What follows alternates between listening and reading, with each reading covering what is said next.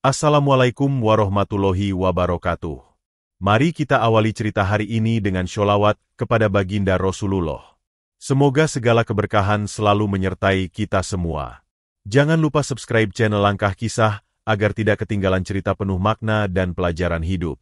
Pernahkah Anda membayangkan ketika warisan keluarga yang seharusnya menjadi sumber ketenangan, malah berubah menjadi ladang konflik? Bagaimana rasanya orang tua yang sederhana, pensiunan guru sekolah dasar, diganggu oleh kelompok yang mengklaim tanah mereka secara paksa? Pagi itu di sebuah desa di Jawa Barat, langit tampak cerah. Pak Nur, pensiunan guru sekolah dasar yang sederhana, tengah sibuk menggarap tanah kebun warisan keluarganya bersama sang istri, Bu Rahayu. Tanah itu sudah dirawat dan dijaga turun-temurun dari orang tua Bu Rahayu. Meskipun anak mereka, Letnan 1 Arya, seorang prajurit elit Kopassus, jarang pulang karena tugasnya yang berat, komunikasi mereka tetap erat dan hangat. Namun pagi itu, suasana damai tiba-tiba berubah. Belasan pria berjaket hitam bertuliskan grip datang dengan membawa patok kayu dan gulungan spanduk. Mereka menyebar cepat ke seluruh lahan kebun. Di atas tanah, spanduk besar bertuliskan tanah dalam sengketa dilarang melakukan aktivitas di area ini dipasang dengan jelas. Bu Rahayu berteriak dari beranda, "Pak, itu siapa yang datang?" Pak Nur segera mendekat ke lokasi dan dengan nada penuh tanya bertanya kepada salah satu pria berbadan besar, "Apa maksud kalian menyegel tanah saya?" Pria itu menjawab dengan sinis, "Tanah ini sudah dibeli oleh investor. Kalau mau protes, urus sendiri ke kantor kami." Pak Nur terdiam. "Saya tidak pernah menjual tanah ini. Mana buktinya?" Mereka hanya tertawa dan tetap melanjutkan pemasangan patok. Dengan dada yang sesak, Pak Nur masuk rumah dan mengangkat telepon, menelpon anaknya Arya yang sedang bertugas jauh. "Ar, ada masalah serius di kebun kita. Orang-orang dari grip datang dan menyegel tanah itu." Suara Arya di seberang terdengar tenang tapi tegas. "Pak, tenang. Arya minta cuti darurat. Insya Allah besok saya sudah sampai." Pak Nur menghela nafas berat tapi tetap berharap. Letnan 1 Arya, prajurit elit Kopassus yang terkenal disiplin dan cerdas, tahu bahwa masalah ini tidak bisa diselesaikan hanya dengan kata-kata. Setelah mengajukan cuti darurat, Arya memutuskan untuk turun tangan langsung, menyelidiki sendiri siapa sebenarnya kelompok grip yang mengganggu tanah orang tuanya. Pagi berikutnya, dengan mengenakan pakaian sederhana dan topi lusuh, Arya menyamar sebagai pemuda desa yang sedang mencari tanah murah. Ia menyusuri jalan-jalan kecil di desa, mendatangi warung-warung dan tempat nongkrong yang biasa menjadi markas anggota grip. Tidak ingin menarik perhatian, Arya berbicara dengan hati-hati. Di sebuah warung kecil yang agak sepi, Arya duduk dan memesan kopi hitam. Tak lama, seorang pria muda berjaket hitam dengan logo grip duduk di sebelahnya dan mulai mengobrol. "Kamu baru di sini? Cari tanah ya?" tanya pria itu dengan nada meragukan. "Iya, saya dengar ada tanah murah di sekitar sini," jawab Arya. Pria itu terkekeh. "Kalau mau tanah murah, harus tahu orangnya. Tapi jangan harap bisa dapat dengan mudah tanpa ikut aturan kami." Arya terus mengamati dan mendengarkan. Dari obrolan itu ia tahu, kelompok grip tidak hanya menguasai tanah dengan cara intimidasi, tapi juga terlibat dalam jual beli tanah secara ilegal dengan investor-investor yang tidak jelas. "Kamu siapa sebenarnya? Kok tahu banyak tentang grip?" tanya pria itu mulai curiga. Arya mengalihkan pembicaraan dan mengaku sebagai pemuda biasa yang ingin memulai usaha pertanian kecil.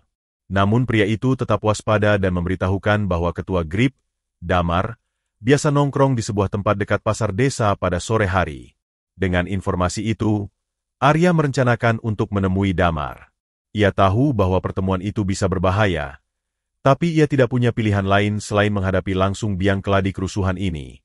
Sore harinya, Arya mendatangi tempat yang disebutkan. Di sana, beberapa anggota grip sedang berkumpul, berbicara santai tapi penuh intimidasi. Ketika Arya masuk, semua mata tertuju padanya. Damar, ketua grip, adalah pria besar dengan tatapan tajam. Dia menyapa dengan nada dingin, "Siapa kamu dan apa urusanmu di sini?" Arya menatap Damar tanpa gentar. "Saya hanya ingin bicara soal tanah yang kalian klaim miliki." Damar tertawa kasar. "Kalau soal tanah, kami sudah pegang suratnya. Kalau tidak setuju, kamu tahu harus bagaimana." Arya menghela napas, sadar bahwa konfrontasi tak terhindarkan. Ia mulai menyiapkan langkah berikutnya yang bisa mengakhiri sengketa ini. Ketegangan di ruang pertemuan kelompok GRIP itu segera memuncak. Arya, dengan sikap tenang dan waspada, menatap Damar langsung ke mata. Pak Damar, tanah itu milik keluarga saya. Tidak pernah kami jual atau alihkan kepada siapapun. Tindakan kalian memasang patok dan menyegel tanah itu jelas melanggar hukum. Damar tertawa sinis. Hukum? Di sini hukum kami yang berlaku. Kalau kamu ingin damai, lepaskan hak atas tanah itu dan biarkan kami yang urus. Aku prajurit Kopassus. Aku tidak takut dengan ancamanmu, balas Arya dengan suara tegas. Beberapa anggota GRIP mulai berdiri, mengepalkan tangan, menunjukkan sikap siap berkelahi. Suasana menjadi sangat panas. Arya tahu, konfrontasi fisik sudah dekat. Namun sebelum keributan makin besar, Arya dengan cepat memanggil ponselnya dan menghubungi nomor polisi yang selama ini menjadi kontak khususnya untuk situasi darurat. Ini Letnan 1 Arya. Saya butuh bantuan di lokasi pertemuan GRIP di desa ini. Situasi sudah di luar kendali, ucap Arya singkat. Damar yang mendengar telepon Arya langsung marah. Kamu berani-beraninya melibatkan polisi? Kau sudah mati. Tiba-tiba, suara sirene polisi terdengar dari kejauhan. Beberapa mobil patroli dengan lampu menyala datang menghampiri. Anggota GRIP yang tadinya siap berkelahi, kini mulai gelisah dan panik. Polisi dengan sigap mengamankan lokasi dan mulai menangkap satu persatu anggota GRIP yang terlibat dalam penguasaan tanah ilegal. Damar pun tidak bisa lari. Ia digiring ke mobil patroli dengan tangan diborgol. Pak Nur dan Bu Rahayu yang mendengar kabar datang ke lokasi. Pak Nur berkata dengan mata berkaca-kaca, Alhamdulillah. Akhirnya keadilan mulai ditegakkan. Arya menepuk bahu ayahnya. Pak, semuanya akan beres. Ini baru awal. Aku akan pastikan tanah kita kembali aman. Sementara Damar dan beberapa anggota GRIP dibawa ke kantor polisi, warga desa mulai membicarakan kejadian itu. Ada harapan baru muncul di tengah sengketa yang sudah berlangsung lama. Setelah penangkapan ketua GRIP dan beberapa anggota, suasana di desa mulai sedikit mereda. Namun bagi Arya, masalah belum selesai. Ada sesuatu yang lebih besar di balik sengketa tanah ini yang harus ia ungkap. Di ruang tamu rumah orang tuanya, Arya duduk bersama Pak Nur dan Bu Rahayu. Ia membuka ponselnya dan mulai memeriksa beberapa pesan dan dokumen yang diterimanya dari kontak intelijen selama cutinya. Pak, ini bukan hanya soal ormas GRIP, kata Arya serius. Ada investor besar yang terlibat. Mereka ingin mengambil alih tanah ini untuk proyek besar yang belum kita ketahui secara pasti. Pak Nur mengernyit. Tapi kenapa mereka harus pakai cara paksa dan intimidasi? Bukankah seharusnya ada proses hukum yang jelas? Arya mengangguk. Betul, tapi kalau mereka melalui jalur legal, mungkin keluarga kita akan kalah.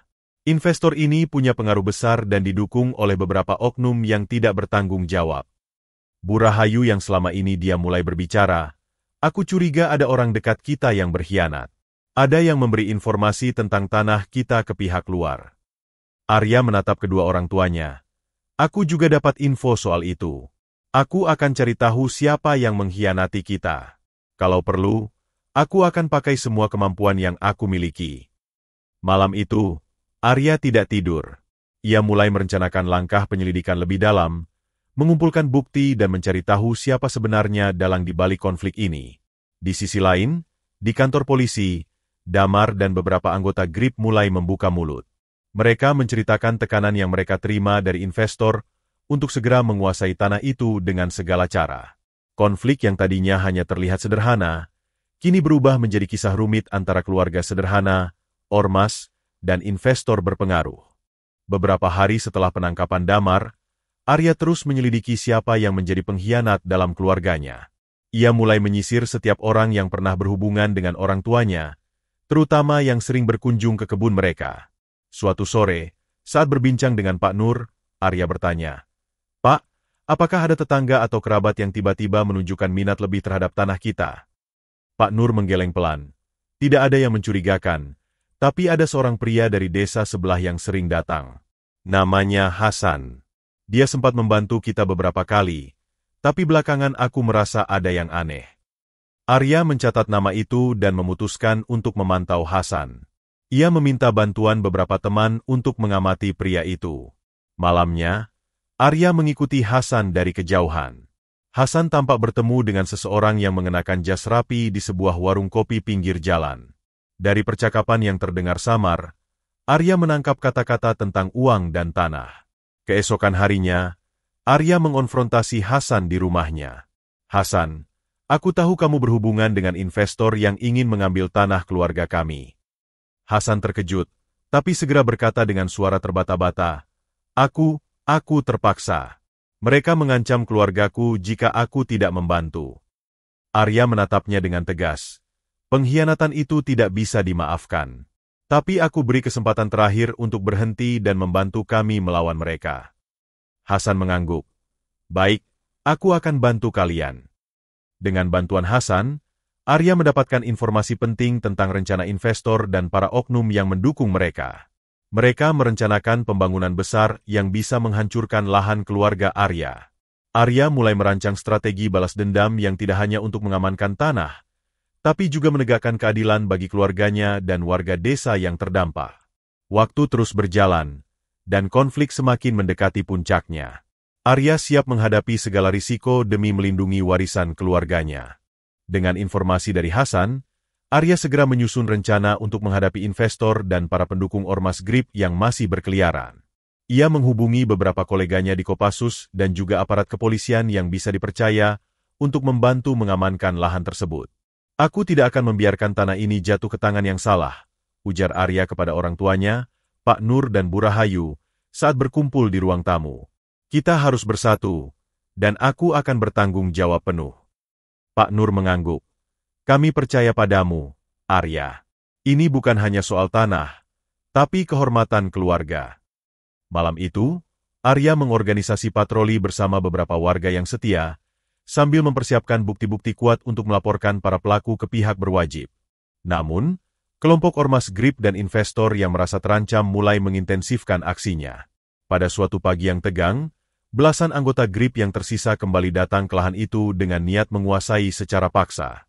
Mereka membawa alat-alat berat dan beberapa senjata tajam. Arya bersama warga dan petugas kepolisian sudah menunggu. Suasana menjadi sangat tegang. "Kalian tidak akan bisa mengambil tanah ini dengan paksa," tegas Arya sambil memegang radio komunikasi. Bentrok pun tak terhindarkan. Teriakan dan suara benturan terdengar keras. Arya memimpin warga dan petugas untuk menghalau anggota Grip yang menyerang. Sementara itu, polisi mengamankan alat berat dan menangkap beberapa pelaku. Di tengah kekacauan itu, Arya berhasil menghadapi beberapa provokator secara langsung. Dengan keahlian Kopassusnya, ia mampu menguasai situasi dan menjaga keselamatan warga. Setelah beberapa jam, bentrokan mereda karena kedatangan bantuan polisi yang lebih banyak. Anggota Grip yang tersisa mundur dengan terpaksa. Pak Nur dan Bu Rahayu keluar dari rumah, memandang lahan mereka yang kini mulai aman. "Alhamdulillah, berkat usaha Arya dan warga desa, tanah ini masih kami miliki." Arya tersenyum lelah tapi puas. Ini baru permulaan. Kita harus tetap waspada agar tidak ada yang mencoba mengganggu lagi. Konflik yang panjang akhirnya mencapai titik puncak. Namun, perjuangan untuk menjaga warisan keluarga masih berlanjut. Setelah bentrokan yang menegangkan, Arya tidak hanya merasa lega, tetapi juga semakin yakin bahwa perjuangannya belum selesai. Ia bersama warga desa dan orang tua terus memantau situasi dan mengumpulkan bukti untuk membawa kasus ini ke ranah hukum. Di kantor polisi, berkas-berkas yang menguatkan keterlibatan investor dan oknum pendukung Ormas Grip mulai lengkap. Polisi mulai bergerak lebih tegas. Beberapa pejabat daerah yang terlibat juga dipanggil untuk memberikan keterangan. Suatu sore, Pak Nur duduk di beranda rumah sambil menatap sawah yang hijau. "Arya, aku bangga padamu. Kamu telah melindungi keluarga dan tanah kita dengan baik." Arya tersenyum. "Terima kasih, Pak. Tapi semua ini berkat doa dan dukungan kalian juga." Bu Rahayu menambahkan, "Ini pelajaran penting untuk kita semua.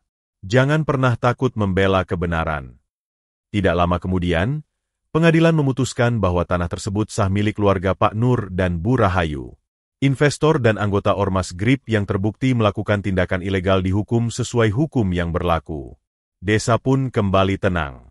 Warga yang sempat takut kini berani mengolah tanah mereka dengan damai. Arya kembali ke tugasnya sebagai prajurit Kopassus. Tapi kini hubungan dengan orang tua dan desa menjadi lebih erat. Suatu malam, Arya duduk bersama orang tuanya, melihat bintang di langit. Ini bukan hanya soal tanah, tapi juga kehormatan dan keadilan, katanya. Pak Nur mengangguk. Semoga ini jadi contoh bahwa keadilan akan selalu menang, asal kita berjuang dengan benar. Cerita ini mengakhiri perjalanan panjang perjuangan keluarga sederhana yang tak gentar menghadapi tekanan dan ancaman. Sebuah kisah tentang keberanian, cinta keluarga, dan keadilan. Kisah ini mengajarkan kita bahwa keberanian dan keteguhan hati dalam mempertahankan kebenaran dan keadilan adalah kunci utama untuk mengatasi berbagai rintangan dalam hidup. Walaupun terkadang jalan yang kita tempuh penuh dengan tantangan dan pengkhianatan, tetaplah berpegang pada nilai-nilai kejujuran, cinta keluarga, dan rasa tanggung jawab. Dengan doa dan usaha yang sungguh-sungguh, keadilan akan selalu menemukan jalannya. Terima kasih telah menyimak kisah penuh makna ini. Jangan lupa untuk selalu mengucapkan sholawat kepada baginda Rasulullah serta menjaga hati dan semangat kebaikan dalam setiap langkah hidup. Jika kalian merasa cerita ini bermanfaat, jangan lupa klik tombol subscribe di channel Langkah Kisah agar kalian tidak ketinggalan kisah-kisah inspiratif berikutnya. Assalamualaikum warahmatullahi wabarakatuh. Pagi itu di sebuah desa di Jawa Barat, langit tampak cerah. Pak Nur, pensiunan guru sekolah dasar yang sederhana, tengah sibuk menggarap tanah kebun warisan keluarganya bersama sang istri, Bu Rahayu. Tanah itu sudah dirawat dan dijaga turun-temurun dari orang tua Bu Rahayu. Meskipun anak mereka, Letnan 1 Arya, seorang prajurit elit Kopassus, jarang pulang karena tugasnya yang berat, komunikasi mereka tetap erat dan hangat. Namun pagi itu, suasana damai tiba-tiba berubah. Belasan pria berjaket hitam bertuliskan GRIP datang dengan membawa patok kayu dan gulungan spanduk. Mereka menyebar cepat ke seluruh lahan kebun. Di atas tanah, spanduk besar bertuliskan tanah dalam sengketa dilarang melakukan aktivitas di area ini dipasang dengan jelas. Bu Rahayu berteriak dari beranda, "Pak, itu siapa yang datang?" Pak Nur segera mendekat ke lokasi dan dengan nada penuh tanya bertanya kepada salah satu pria berbadan besar, "Apa maksud kalian menyegel tanah saya?" Pria itu menjawab dengan sinis, "Tanah ini sudah dibeli oleh investor. Kalau mau protes, urus sendiri ke kantor kami." Pak Nur terdiam. "Saya tidak pernah menjual tanah ini. Mana buktinya?" Mereka hanya tertawa dan tetap melanjutkan pemasangan patok. Dengan dada yang sesak, Pak Nur masuk rumah dan mengangkat telepon, menelpon anaknya Arya yang sedang bertugas jauh. Ada masalah serius di kebun kita. Orang-orang dari GRIP datang dan menyegel tanah itu." Suara Arya di seberang terdengar tenang tapi tegas. "Pak, tenang. Arya minta cuti darurat. Insya Allah besok saya sudah sampai." Pak Nur menghela nafas berat tapi tetap berharap. Letnan 1 Arya, prajurit elit Kopassus yang terkenal disiplin dan cerdas, tahu bahwa masalah ini tidak bisa diselesaikan hanya dengan kata-kata. Setelah mengajukan cuti darurat, Arya memutuskan untuk turun tangan langsung, menyelidiki sendiri siapa sebenarnya kelompok GRIP yang mengganggu tanah orang tuanya. Pagi berikutnya, dengan mengenakan pakaian sederhana dan topi lusuh, Arya menyamar sebagai pemuda desa yang sedang mencari tanah murah. Ia menyusuri jalan-jalan kecil di desa, mendatangi warung-warung dan tempat nongkrong yang biasa menjadi markas anggota GRIP. Tidak ingin menarik perhatian, Arya berbicara dengan hati-hati. Di sebuah warung kecil yang agak sepi, Arya duduk dan memesan kopi hitam. Tak lama, seorang pria muda berjaket hitam dengan logo GRIP duduk di sebelahnya dan mulai mengobrol. "Kamu baru di sini? Cari tanah ya?" tanya pria itu dengan nada meragukan. "Iya, saya dengar ada tanah murah di sekitar sini," jawab Arya. Pria itu terkekeh. "Kalau mau tanah murah, harus tahu orangnya. Tapi jangan harap bisa dapat dengan mudah tanpa ikut aturan kami." Arya terus mengamati dan mendengarkan. Dari obrolan itu ia tahu, kelompok GRIP tidak hanya menguasai tanah dengan cara intimidasi, tapi juga terlibat dalam jual beli tanah secara ilegal dengan investor-investor yang tidak jelas. "Kamu siapa sebenarnya? Kok tahu banyak tentang GRIP?" tanya pria itu mulai curiga. Arya mengalihkan pembicaraan dan mengaku sebagai pemuda biasa yang ingin memulai usaha pertanian kecil. Namun pria itu tetap waspada dan memberitahukan bahwa ketua GRIP, Damar, biasa nongkrong di sebuah tempat dekat pasar desa pada sore hari. Dengan informasi itu, Arya merencanakan untuk menemui Damar. Ia tahu bahwa pertemuan itu bisa berbahaya, tapi ia tidak punya pilihan lain selain menghadapi langsung biang keladi kerusuhan ini. Sore harinya, Arya mendatangi tempat yang disebutkan. Di sana, beberapa anggota GRIP sedang berkumpul, berbicara santai tapi penuh intimidasi. Ketika Arya masuk,